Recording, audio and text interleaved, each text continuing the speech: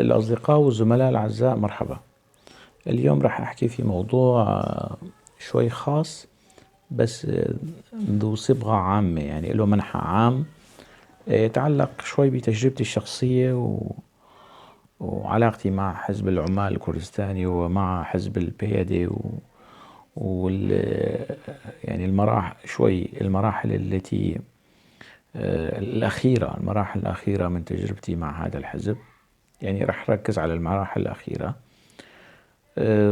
لأنه المقالات النقدية والانتقادات اللي بوجهها لهذا الحزب، للعمال الكردستاني ولفرعه السوري كمان، تستند على معطيات ووثائق. يعني فالجماعة حتى الآن، يعني لحد الآن ما شفت شخص يرى في نفسه الكفاءة والقدرة على الرد.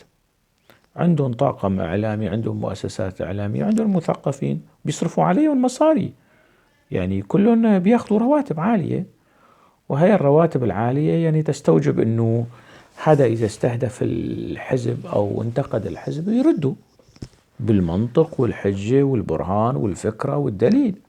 حتى الآن ما شفت، وهذا أحد مآزق حزب البيادي وحزب البككي، يعني الاثنين أحد مآزقهم أنه بيصرفوا كتير بس ما عندهم الكوادر الكفؤة على اللي بيمتلكوا منطق الرد والمناقشة وآداب الحوار وكذا، وفي توازن في الطرح.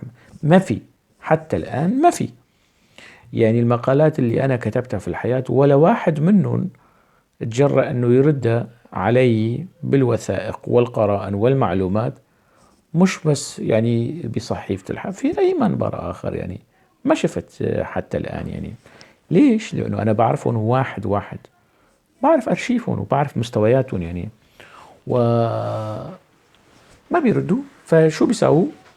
بيروحوا بيسلطوا علي يعني ناس موتورين ورخيصين وما لهم ما لهم ماضي وطني. يعني مثلا في الفترة الأخيرة في واحد بعثي، ابن بعثي، كل عيلته بعثية. آخر شخص من عيلته انتسب لحزب البعث كان 2006، بعد استشهاد معشوق الغزنوي، بعد انتفاضة آذار، بعد كل شيء. وينفي ذلك. وأهل المدينة، من أهل المدينة طالعوا وثائق عضويته في حزب البعث وكذا، لكن والآن يلجؤون إلى هذا الشخص للتشويه وإثارة الأكاذيب وكذا. يلجؤون، والمسؤول الإعلامي رئيس مركز الدراسات نواف خليل يستشهد يعني وصل الانحدار لهالمستوى، انه رئيس مركز دراسات يستشهد بشخص ما له ماضي وطني، لكن لماذا لا يستشهد به؟ فحزبه كله في حضن نظام الأسد، في حضن البعث، وفي علاقات أمنية مشبوهة مع البعث. فعادي يعني إذا استشهد بهذا البعث، الدم البعثي، يعني جرعة البعثية في دمه متأصلة، يعني أخذها تربية. فبينشروا عني أكاذيب مختلقة، وإني أنا كنت كذا وهوشن كانت كذا وكان كذا ومن هالحكي يعني. فهذا شوي خلاني إنه أحاول أختصر وإنه أطرح بعض ما جرى. يعني نتيجة مساندتي لحزب العمال الكردستاني وبيادي، وفي وقت يعني كان تدور الدوائر على الحزب، ما كان في حدا بيسانده يعني في سوريا من 2003 إلى 2008 تقريبا. يعني وللصدفة أنا ب 1993 بلشت نشاطي التنظيمي مع حزب العمال، وختمته ب 98. وب 2003 بلشت أدافع عن حزب العمال الكردستاني في الإعلام الكردي والعربي وكذا وإيلاف، وانتهى الموضوع يعني ب 2008 لما طلعت من سوريا. وبعدين يعني استكملت الموضوع في تركيا وكذا، وراح أحكي عن شوية تفاصيل هلأ، يعني صدفة ما بين هالمسألتين التواريخ. فبيطرحوا بيقولون والله وشن كان حارس في ابن الحميد، لا، أهل ركن الدين كلهم بيعرفوا إنه أنا كنت حارس. يعني اللي جاب هالمعلومة ما بعرف إنه وين جابها يعني. يمكن هذا يعني المحلل العسكري الاستراتيجي الأمني، العقل الأمني اللي كان بإحدى الدول الأفريقية وبيحكي إنه أنا من كوباني، مش مصطفى عبدي، واحد تاني. ف يعني ناس رخيصين، ناس ركيكين، ما في مستوى. الآن صاروا يعني ربما هي أحد مآزق حزب العمال الكردستاني وحزب البيدي، أنه بيصرفوا كتير، عندهم طاقم إعلامي بيصرفوا عليهم، بيدفعوا لهم مصاري، بيدفعوا لهم فلوس. فهذا الطاقم الإعلامي اللي بياخذوا رواتب مجزية، يعني أقله يدافعوا عن الحزب، يدافعوا بمقال رصين محترم، يعني في احترافية، يردوا بشكل معقول بلغة معقولة، عندهم منطق وآداب الحوار وآداب النقاش، الفكرة بالفكرة والدليل في الدليل. حتى الآن لا يتوفر يعني ولم أجد حدا أنه يعني يمتلك القدرة على الرد للأسف. يعني حتى الآن ما شفت، لأنه لا يقون على الرد، يعني ما بيسلطوا علي الحثالات يعني. فنتيجة ضغط السلطات الأمنية أكثر من مرة تعرضت للتحقيق والتهديد في دمشق، وكنت أدافع عن الحزب بقوة على أكثر من مستوى. يعني رفضت أخضع لضغوط عمي اللي كان مناهض للبي واي دي وللبكك في وقتها، ويعني كنت على خلاف حاد معه بهذا الخصوص. كان بيحاول يضغط علي انه ليش انت مناصر لهم، وموقفهم من العائلة سلبي وموقفهم مني سلبي، وحاولوا اغتيالي وحاولوا كذا وكذا. الآن هو أشرف منهم بكتير أشرف منهم، لأنه هو علنا بيحكي أنه هو مناصر لنظام الأسد ومع مشروع الأسد وكذا. هدلوني بيكذبوا على الناس، بيقولوا أنه نحن معارضة للنظام وقمنا بثورة وطردنا النظام، لكن هن متحالفين بياخذوا أسلحة وفلوس من النظام، وهي يعني ظهرت في وثائق دامغة يعني. يعني عمي اللي تبرأت من صلة القربة منه نتيجة علاقته مع النظام السوري، وهي معروفة وزعلانين مني الأهل كلهم، أشرف من جماعة البي واي دي وصالح مسلم من الألف إلى الياء، لأنه زلمة عم يحكي علني، لا يكتم سرا، يعني بيقول أنا موقفي كذا، أنا رأيي كذا، أنا مشروعي كذا، رسميا بيحكي. يعني أتمنى من صالح مسلم وحزبه وكل طاقمه الثقافي والإعلامي أن يصلوا إلى مستوى عمر أوسي في الإشهار والإعلان والمجاهرة والمصارحة والجرأة يعني هذا ما لا يمتلكونه ولن يمتلكونه، لأنه عايشين على التضليل،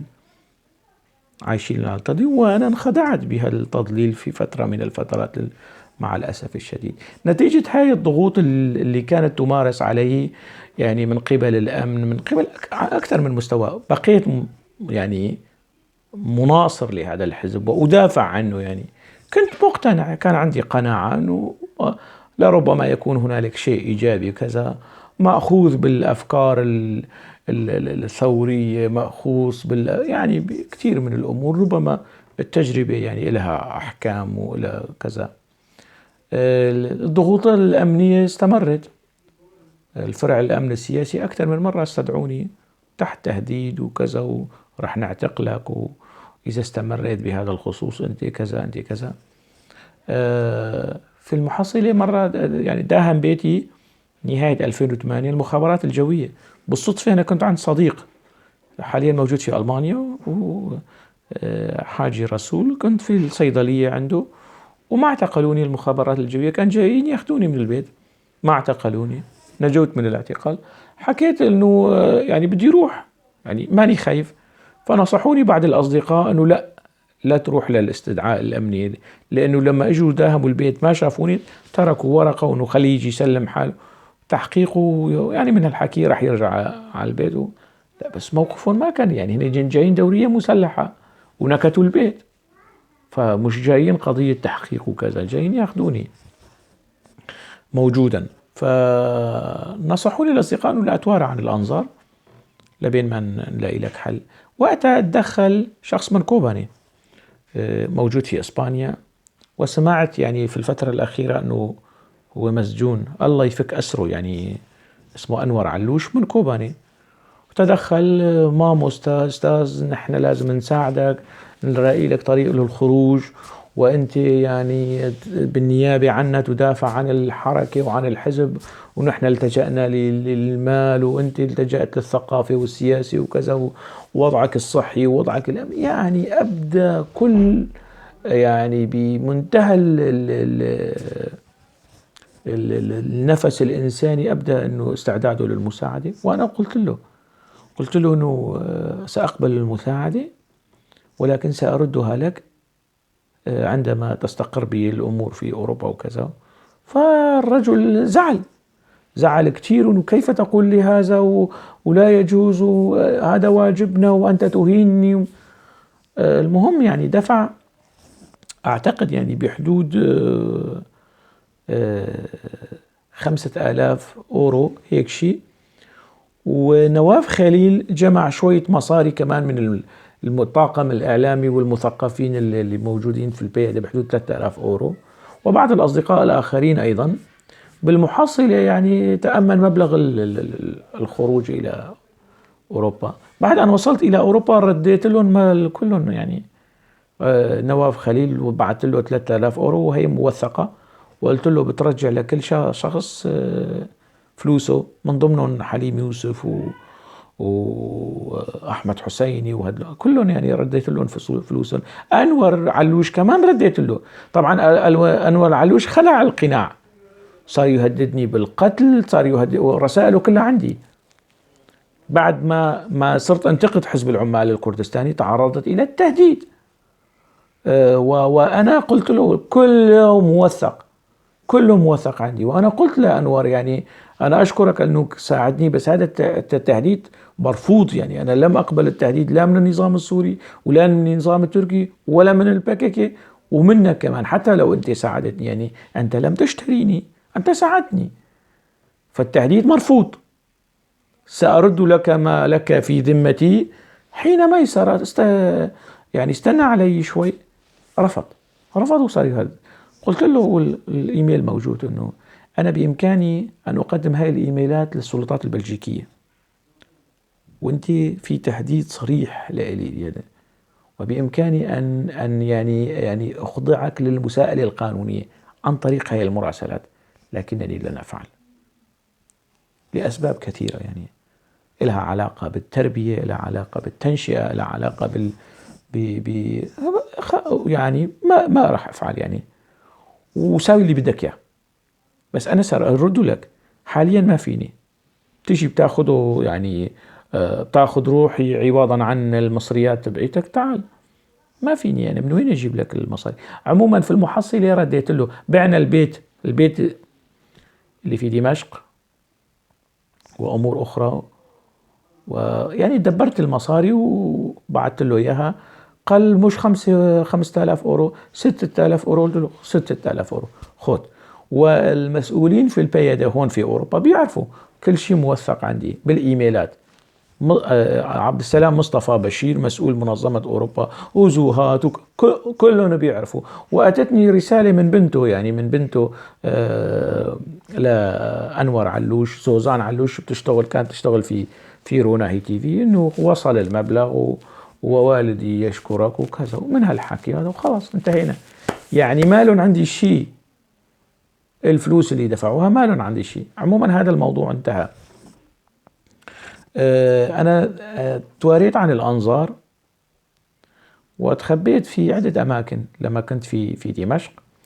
من ضمنهم يعني مرسم الصديق نهاد الترك وفنان تشكيلي نهاد، والفنان عبد الكريم مجد البيك. تميت عندهم 10 أيام، أسبوعين تقريبا هيك شيء. بعدها يعني تخبيت في بيت في زورافا، وصار مشكلة هناك. يعني انتقدت حزب العمال على القناة حزب العمال التلفزيونية، وأصدروا قرار أمروا صاحب البيت أنه يطردني يعني برات البيت. يعني تخلوا عني في محنتي، في أزمتي، يعني تخلوا عني. و يعني ما عملت الموضوع مسألة شخصية، خلاص يعني تصرف أو وبقيت موالي لحزب العمال الكردستاني رغم هالتصرف المشين. وصالح مسلم بيعرف، لأنه أنا اتصلت فيه، يعني هو كمان كان ملاحق، وزوجته كانت معتقلة ب يعني نهاية 2008 بداية 2009. أنه شو هالسلوك؟ يعني هذا هو مستوى العلاقات الرفاقية وكذا. لكن مسكين ما في يساوي شيء، يعني لا بيحل ولا بيربط، يعني قرار حزبي جاي من فوق، يعني ما له صلاحيات بهذا الخصوص. وراح على أي حال حسين كوشر بيعرف تفاصيل هذا الموضوع، وكل هاي الأمور موثقة بمراسلات على الإيميل. واحد منهم إذا بينكر هذا الموضوع راح ينشر الإيميلات والمراسلات هي، كله موثق، كله موثق يعني. فحسين كوشر مسؤول أمني هلا حاليا في روجافا. يعني تدخل ليس لدى الحزب، تدخل لدى صاحب البيت، وقال له لا تلتزم بتعليمات الرفاق والحزب، وأمن لهوشنج مكان ريثما يعني يتدبر أموره يعني. وكان موقف إنساني وكذا. وقال له يعني لهذا الإنسان الوطني اللي استضافني شهر ونص شهرين في بيته، أبو إيفان من ديريك، بمشروع دمر، كان حارس لأحد البنايات وفي غرفة زيادة، وكنت في هي الغرفة متخبي فيها. فقال له أنه أمن لهوشنج مكان لبين ما يلتمس طريقه. أمن لي مكان عند شخص وطني، إنسان وطني كتير محترم، أعتقد أنه هلأ في كردستان العراق، اسمه أبو مندو. بقيت عنده يومين 3، وبعدين رحت خبيت في مزرعة في الصبورة في ريف دمشق. بعدها خرجت إلى تركيا، بقيت في أزمير 6-7 أيام، بعدين في سجن كيوس، جزيرة كيوس، 45 يوم. رجعوني على تركيا، وسجنت في سجن أدرنا بحدود 15 يوم. كان محكوم شهر، لكن أعتقد أنه في تركيا الليل والنهار بيومين، ف15 يوم بعد ما انهيت ويعني تعرضت للإهانة والضرب في السجن، كمان في سجن أدرنا. خرجت من السجن، رحت لعند الأمم المتحدة، قدمت لجوء. الأمم المتحدة وافقت على لجوئي، لكن السلطات التركية كانت ترفض. ليش كانت ترفض؟ لأنه كان في تبادل أمني، علاقات أمنية واستخبارية ما بين النظام الأردوغاني والنظام الأسدي على هذاك الوقت. أنا عم بحكي صيف 2009. فرفضت السلطات التركية منحي الإقامة. أنا رفعت دعوة على وزارة الداخلية، وهذه لم يفعلها أي مسؤول في حزب الهدب رغم كل ما جرى. رفعت دعوة على وزارة الداخلية ووزير الداخلية، وقتها كان بشير أتالاي، وكان المحامي تبعي، يعني اللي بيدفعوا للمحامي الأمم المتحدة ومنظمة هلسنكي لحقوق الإنسان. واستمرت الدعوة بحدود 6-7 شهور. بعدين مسؤولة الأمم المتحدة اتصلت فيه أنه بيرمطلوها برفر، يعني في خبر سعيد لك. شو السلطات التركية وافقت أنه تعطيك الإقامة المؤقتة، ريثما الأمم المتحدة تعمل لك إعادة توطين. طيب قلت لها والمقابل الأتراك ما بيعطوا هيك شيء بالمجان، أكيد في شيء بدون مقابل. فقالت لي المحامية، وكانت حلوة وذكية يعني، قالت لي أنت والله يعني طبعا يعني بفهمك أمور، أنت عم تحكي مع واحد صحفي، ما عم تحكي يعني. فقالت لي المقابل تتنازل عن الدعوة اللي أنت رافعها على وزير الداخلية وعلى وزارة الداخلية أمام المحكمة الإدارية في اسطنبول.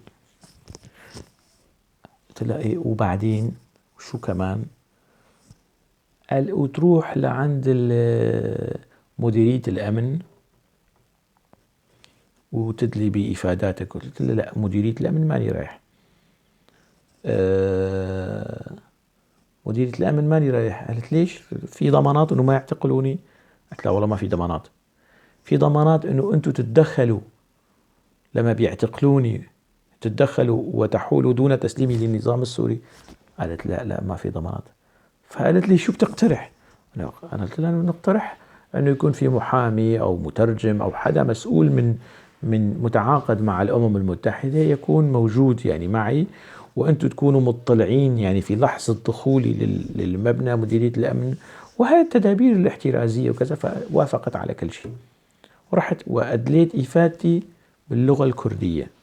بعد ما خلصت الإفادة، فالضابط اللي كان بيحقق معي بيقول لي أنت سوريالي؟ بقول له إيه سوريالي لكن كردي سوري. قال لي لا يعني سوريالي كافية. قلت له لا مش كافية، تكتب القومية كردي، يعني إذا ما كتبت أنا ما بوقع على هالأقوال. وبالفعل بعد كم يوم أصدروا هاي الوثيقة. هاي وثيقة تمنح يعني هي إقامة مؤقتة تمنح للاجئين. وقتها كانت بتمنح للاجئين. أنا ما بعرف هلأ شو شكل الوثيقة الحالية. مكتوب في خانة القومية، مكتوب إنه من سوريا في خانة القومية كرد، يعني مكتوب في خانة القومية كرد. والوثيقة صادرة يعني الوثيقة صادرة الجمهورية التركية، وزارة الداخلية، أمنية مدورو يعني اسطنبول أمنية مدورو، يعني الجمهورية التركية، وزارة الداخلية، مديرية الأمن في اسطنبول. وثيقة رسمية صادرة عن الدولة التركية بتعترف فيها بالقومية الكردية. أنا وقتها كنت عند الصديق سامي تان مدير المعهد الكردي في اسطنبول، تميت عنده شهر وشوي، شهر ونص. فأرجيته للسامي قلت له شوف يعني 20 سنة أنتوا عم تقاتلوا ما قدرتوا تحصلوا على اعتراف رسمي بوجود الأكراد على وجه البسيطة على وجه الأرض. أنا خلال 6-7 شهور يعني طالعت الوثيقة.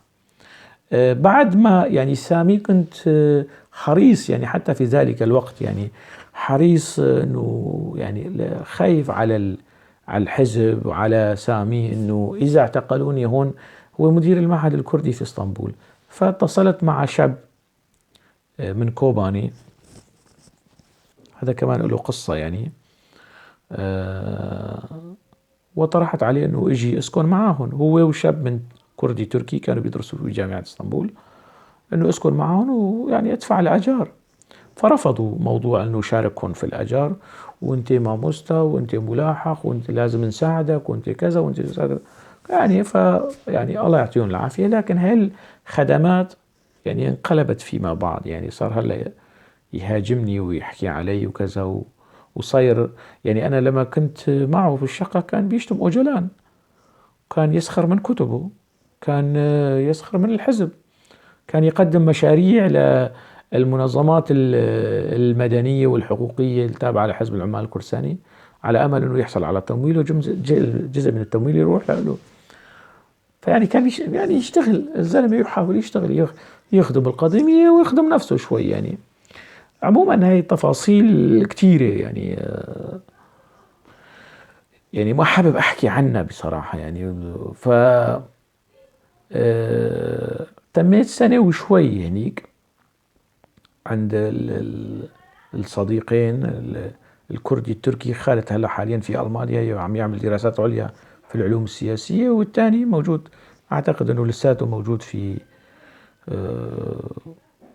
موجود في اسطنبول. ما بعرف إذا انتقل لكوباني ولا لا، لأنه كتير يعني على أي حال.